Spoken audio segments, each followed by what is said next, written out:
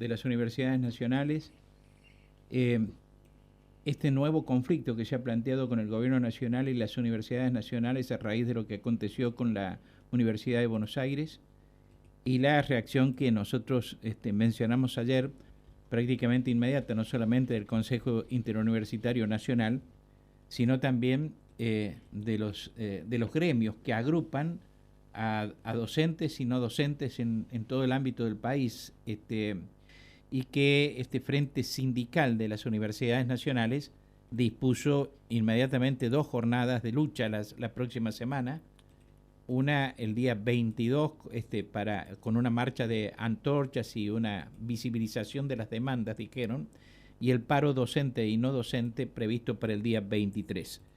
Oscar Vallejos es el secretario adjunto de la CONADU Histórica y uno de los participantes de la reunión que se celebró anteayer por parte del Frente Sindical de las Universidades Nacionales.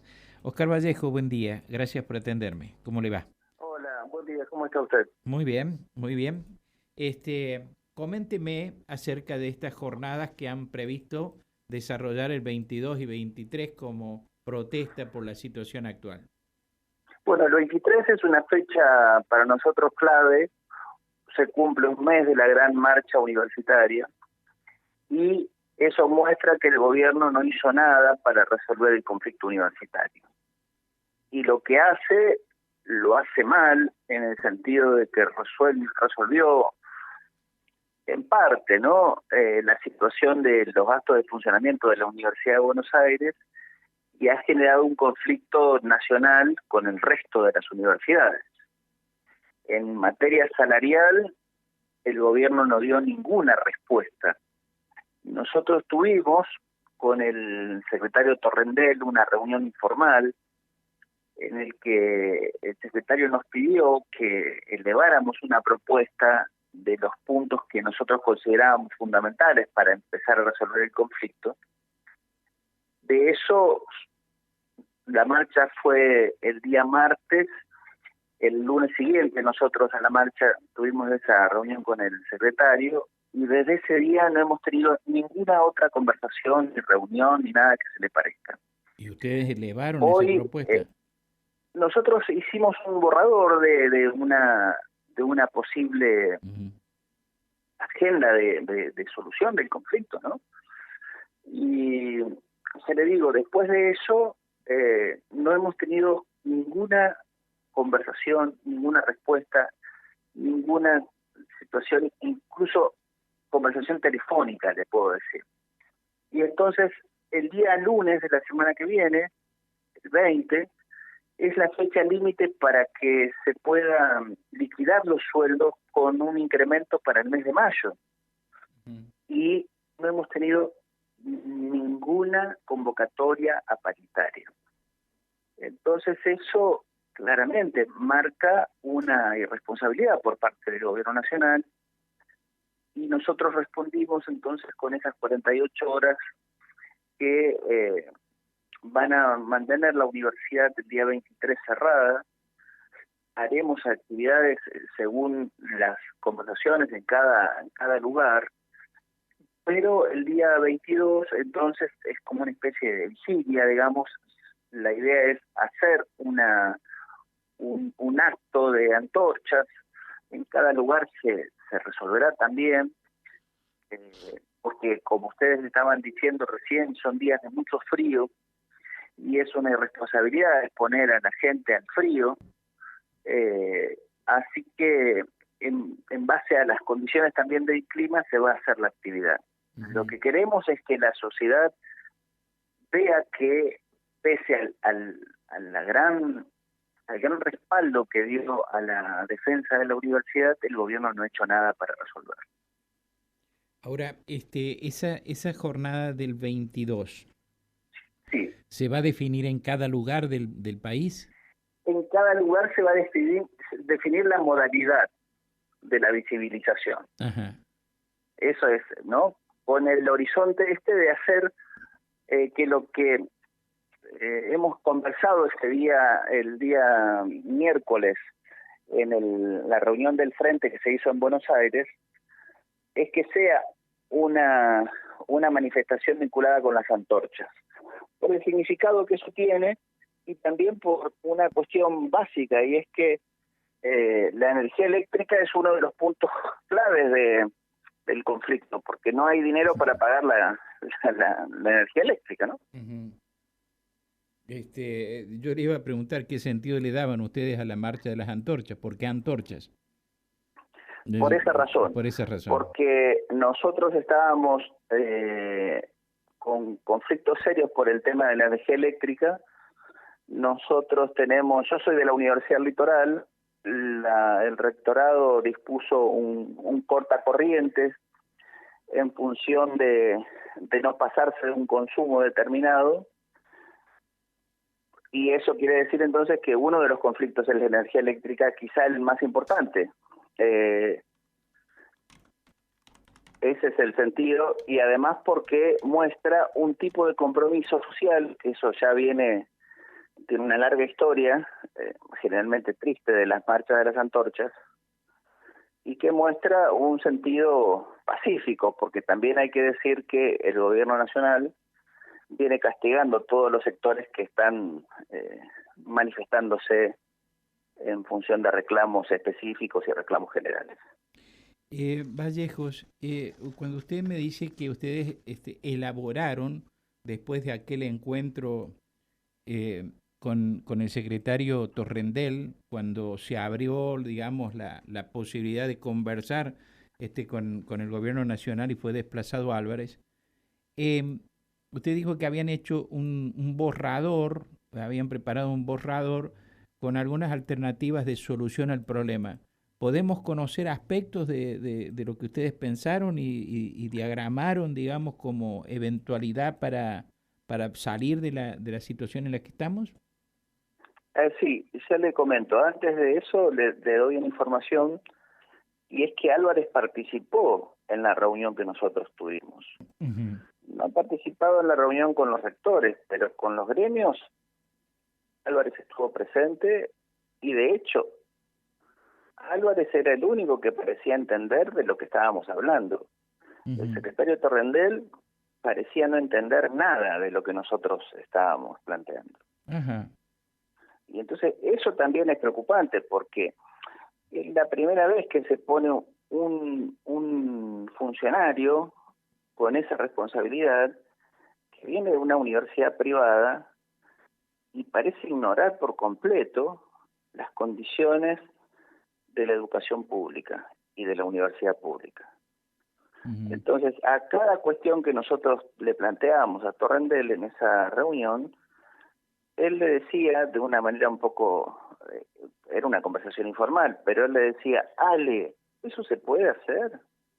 Y entonces Alejandro Álvarez contestaba. Entonces, con nosotros Álvarez estuvo presente, y no solamente eso, sino que en realidad el interlocutor mediado por Torrendel era Álvarez. Uh-huh. ¿Y ustedes qué plantearon? Nosotros planteamos un pliego que tiene que ver con esto. Primero, para el mes de mayo íbamos a discutir un incremento salarial, y que ese incremento tenía que, como mínimo, empardar a la inflación.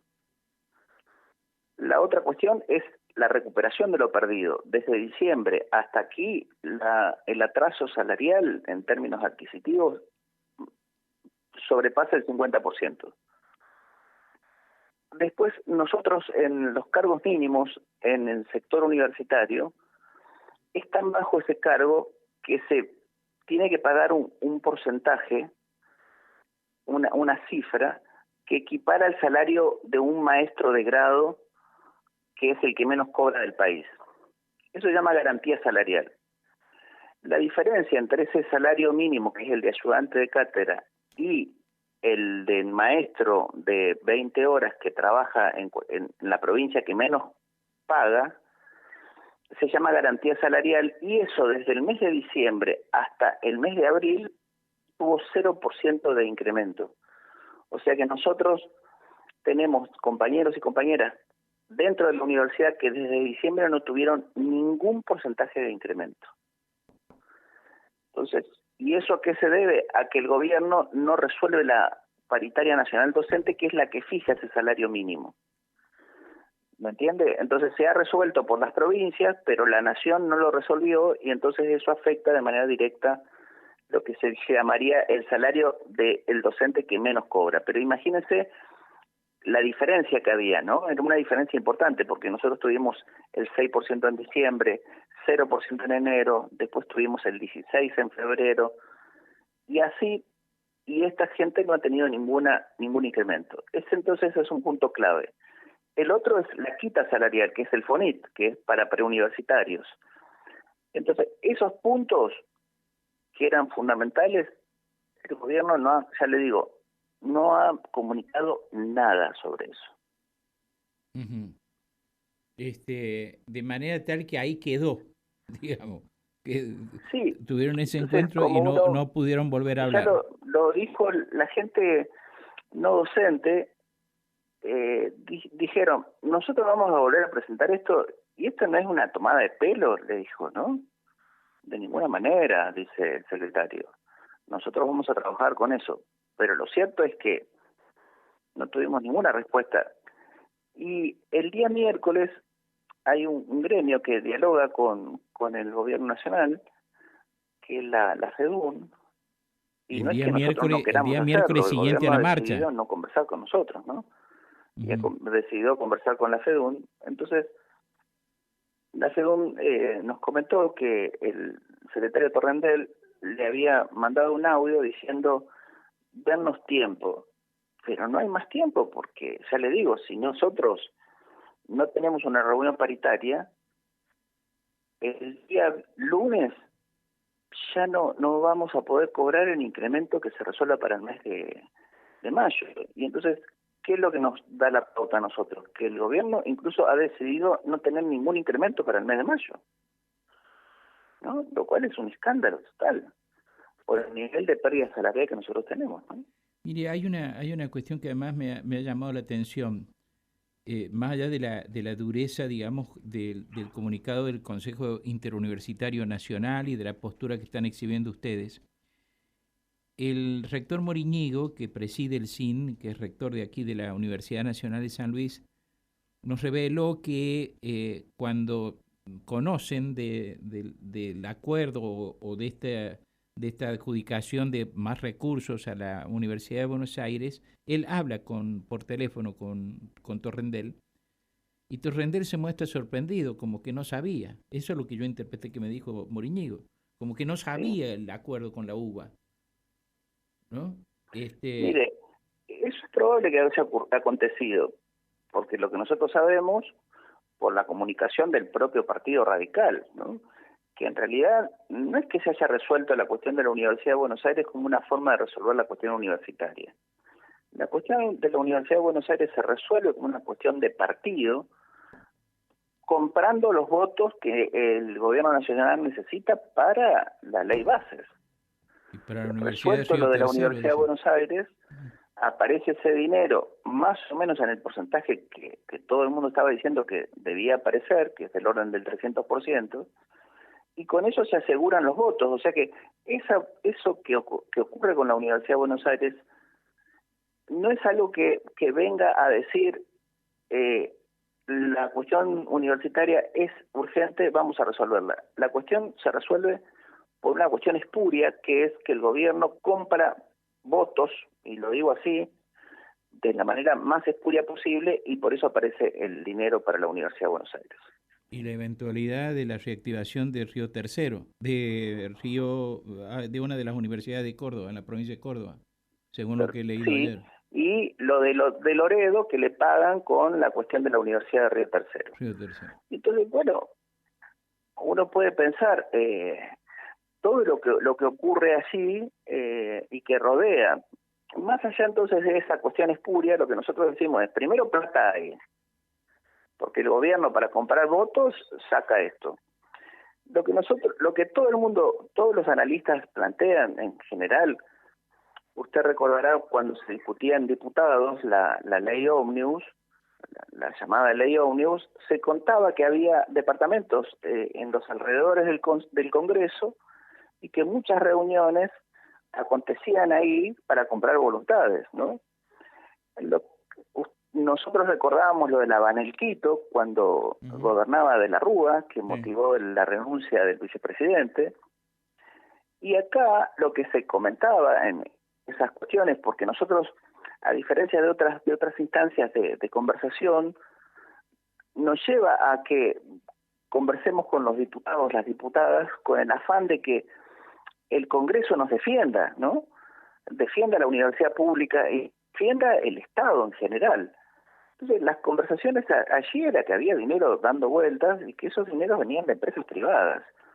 Y eso es lo que uno puede ver en la ley, digamos, ¿no? Como hay tantas concesiones al mundo privado, el mundo privado hacía sus inversiones, digamos, comprando voluntades. Acá, la compra de voluntades es con el presupuesto de la Universidad de Buenos Aires.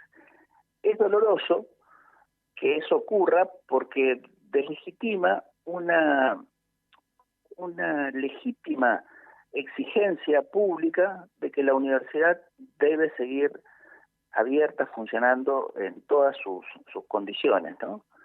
Porque si no se compromete la universidad. Entonces, eso efectivamente, como dice el rector Molinigo, que es un rector con los que nosotros venimos conversando mucho, porque venimos articulando las exigencias y las medidas de acción, ¿no? Porque nosotros decimos que la crisis universitaria se resuelve con 3 cuestiones: presupuesto para el funcionamiento universitario, salarios para docentes no docentes, becas para estudiantes para que puedan continuar en la universidad y graduarse, ¿no? Entonces, esos 3 puntos se han arruinado por esta conversación espuria y el pacto espurio que hizo el Senado con la Universidad de Buenos Aires. Así que, bueno, como ustedes tienen ahí el presidente del CIN, que es Molinigo, es quien más puede expresar ese malestar, o incluso esa respuesta furibunda que dio el CIN, ¿no? Así es. Entonces, Oscar Vallejo, cuando uno mira esa respuesta, uno se alarma como universitario. sí, la verdad, fue muy duro, sí. Ahora, Oscar Vallejo, muchas gracias por atenderme. Gracias a ustedes le agradezco mucho. por difundir y por mostrar que la crisis universitaria requiere urgente solución y que el gobierno, en lugar de hacerlo, más bien parece producir un efecto contrario, ¿no? Bueno, muchas gracias. Hasta luego. Mucho gusto. Oscar Vallejo, secretario adjunto de la CONADU Histórica, estuvo esta mañana aquí en Nada Secreto en Radio Universidad. Desde la ciudad de San Luis, República Argentina,